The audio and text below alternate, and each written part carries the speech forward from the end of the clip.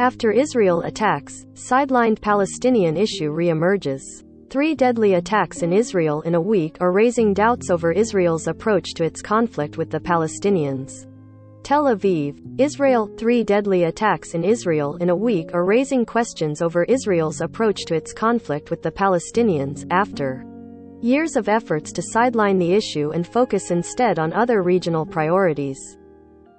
The attacks by Palestinian assailants, including most recently on Tuesday night, have killed 11 people in the deadliest spate Israel has seen in years. They come as peace talks on ending Israel's rule over Palestinians and setting up a Palestinian state on occupied lands are a distant memory. In the meantime, Israel has shifted its priorities to containing archenemy Iran and building regional Arab alliances. Israel's government, with support from the Biden administration, has tried to do what leaders describe as shrinking the conflict.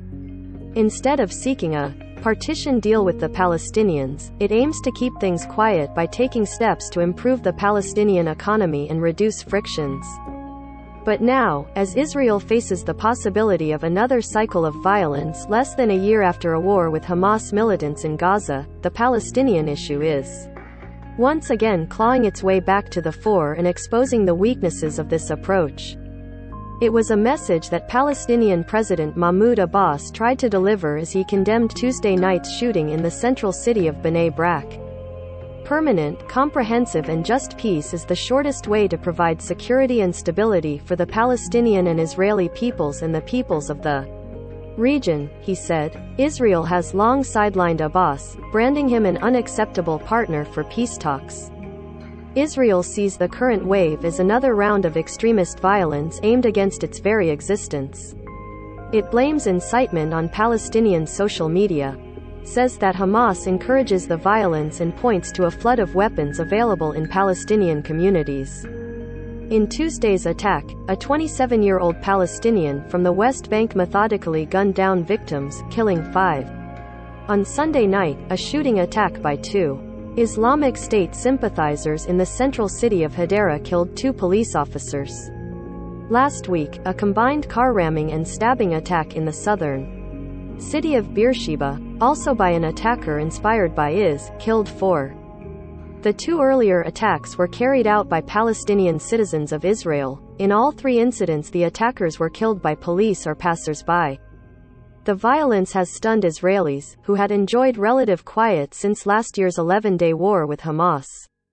It has also overshadowed a historic gathering in the Negev desert this week that for the first time saw the foreign ministers of 4 Arab countries meet their Israeli and American counterparts on Israeli soil. And though the foreign ministers, from Bahrain, the United Arab Emirates, Egypt and Morocco, paid lip service to the Palestinian issue, the meeting centered in the emerging nuclear deal between Iran and world powers. The Palestinians were not invited. In response to the violence, Israel has increased its security presence in Israeli cities and the occupied West Bank. It has made arrests in Arab communities and raided the West Bank, home of the man who carried out Tuesday's attack. "We are dealing with a new wave of terror," said Prime Minister Naftali Bennett. "As in other waves, we will prevail."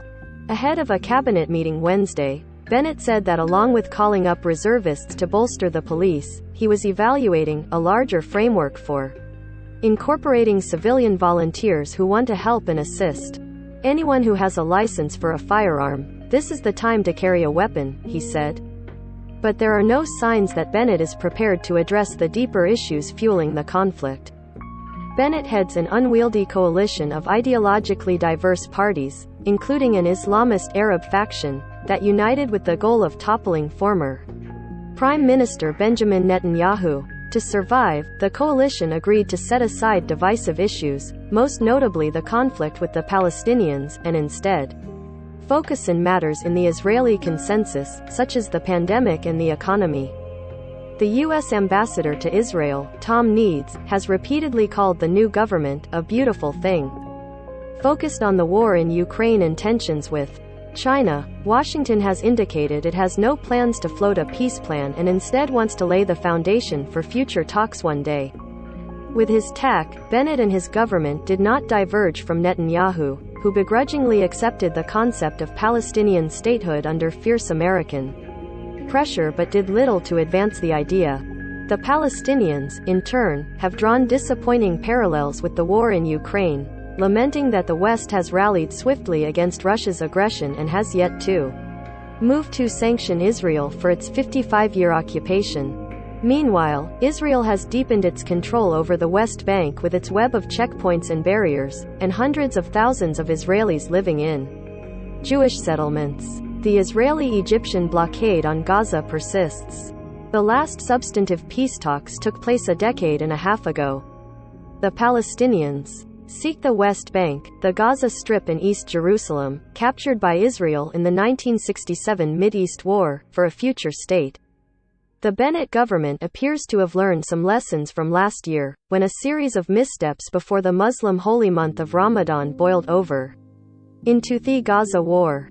This year, as major Muslim, Jewish and Christian holidays converge, Israel has offered to ease a series of restrictions on Palestinians ahead of Ramadan, which begins this weekend. Israel has issued thousands of work permits for Gaza laborers, lifted a ban on family visits to Palestinian prisoners from Gaza and said it will not restrict Palestinian gatherings around Jerusalem's Old City like last year. A rare visit by Jordan's king to Palestinian leaders in the West Bank this week, followed by visits to the king by Israel's defense minister and president on Wednesday, was aimed at cementing the calm. The uptick in violence could derail the new measures. King Abdullah II told Isaac Herzog, the visiting Israeli president, that he condemned the bloodshed, but that any regional progress must include our Palestinian. Many Palestinians say the true aim of Israel's measures is to maintain the status quo, in which millions live under a decades-long military occupation with no end in sight. They're doling out little privileges through an eyedropper, said Diana Buttu, a former legal advisor to the Palestinian leadership. The Israelis have long taken the position that Palestinians don't deserve rights, that we don't want rights, that it's just a question of us being able to be bought off, to get little permits here and there. Any solution to the Palestinian conflict is complicated by a years-long rift between Abbas Fatah movement and Hamas, which rules the Gaza Strip and calls for Israel destruction. And with 2 of the last 3 attacks having been carried out by Israeli citizens, Israel may now be forced to reckon with a minority population riddled by violent crime and long suffering from discrimination. In Israel, some argue that even Palestinian statehood wouldn't end the conflict. The Palestinians will never accept Israel as a Jewish state. The struggle for them is for all of Israel, Yitzhak Gershon, a retired military major general, told Israeli Army Radio.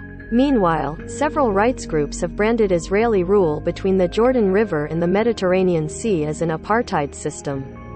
Omar Shakir of the international group Human Rights Watch stressed that no grievance justifies the killing of innocent people.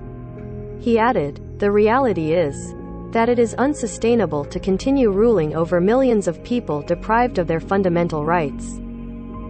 Associated Press writers Joseph Krauss and Elon Ben Zion in Jerusalem contributed to this report.